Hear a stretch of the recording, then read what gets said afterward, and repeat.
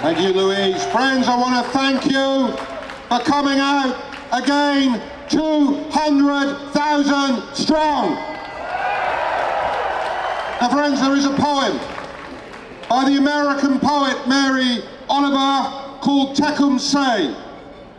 It is about another genocide, the genocide of the Native American people, and it contains this line: there is a sickness worse than the risk of death, and that is forgetting what we should never forget. Now, when I came across those words, I was reminded of some other words I heard spoken many years ago at a rally in Trafalgar Square by the then Palestinian ambassador Afif Safir. He said this: do not make the mistake of presuming in the certainty of the liberation of the Palestinian people. There is another possible future mapped out for us, that we become the Native Americans of the Middle East. He was talking about Israel's long-standing plan for the complete erasure of the Palestinian people and its possible enactment through mass killing and mass expulsions. Now, I remember when I heard those words with everything that I knew about the driving logic of Zionism as an ideology of Jewish supremacy, and how that ideology had been enforced over decades by the Israeli state. I did not think it possible that Israel would be allowed in the 21st century to enact a crime on that scale, and yet here we are. Nearly 2 years in, 60,000, 63,000 or more slaughtered, many uncounted thousands lying dead under the rubble, the destruction of all of the infrastructure of life in Gaza, and now Israel, with the backing of the fascist Trump, openly planning for the mass expulsion of over 2 million Palestinians. So friends, here are some truths that we should never forget. That history did not begin on October the 7th, that this genocide is built on the foundations of the incremental genocide, decades old, 76 years of colonization, occupation and apartheid. And the second enduring truth, that this system of oppression could not, has not been sustained without the complicit support of Western governments, public bodies, companies and corporations. And finally, the third truth, that that complicity will not end without the pressure of a mass movement that targets government, targets those public bodies and targets those companies and corporations. Now, these boycott, divestment and sanctions campaigns are having impact. Israel is more isolated than it has ever been in its history. In the past 13 months, 17 councils have committed to divestment. Our Don't Buy Apartheid campaign, calling on every shop to stop stocking Israeli goods, has seen the Co-op make that commitment, and according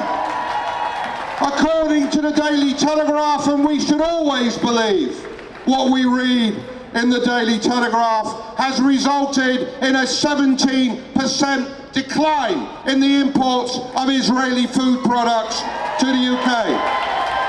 And this week, in a symbolic but important vote, the Scottish Parliament has passed a motion for a full boycott of Israel and all companies complicit in this genocide. But friends, you know, and I know, this has not been enough to force our government to end not its complicity, but its active participation in this genocide. Right now, they are planning to roll out the red carpet for the Israeli President Isaac Herzog. Remember who he is. This is the man who proudly filmed himself signing missiles that were about to be rained down on civilians in Gaza. This is the man who said there are no innocent Palestinians in Gaza. Everyone is a legitimate target. And the man who said that Israel should not stop until it had broken the backbone of every single Palestinian.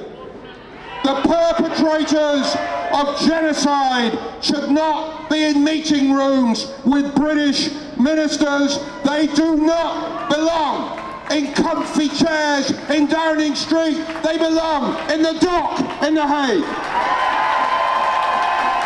So on Thursday, friends, if he is allowed onto our shores, we will protest him in our tens of thousands, and we will flood the Metropolitan Police with demands that he is arrested and charged with crimes against humanity. But of course, as it becomes increasingly worried about the growth of our movement, so our government has become ever more draconian in its attempts to repress us. For 22 months, they have imposed unprecedented conditions on these marches, banning march routes if they pass anywhere near to a synagogue, despite there not being a single incident of any Jewish person being prevented from worshipping or being harassed, and despite the presence at every single march, as there was today, of thousands of anti-Zionist Jewish comrades. Today, if you can believe it, the police have criminalised the banging of drums and the banging of pots and pans. Friends, you can bang a drum as part of the Lord Mayor's parade. You can bang a drum to celebrate a royal parade. You cannot bang a drum if you want to oppose a genocide or support the rights of the Palestinian people. Shame upon them.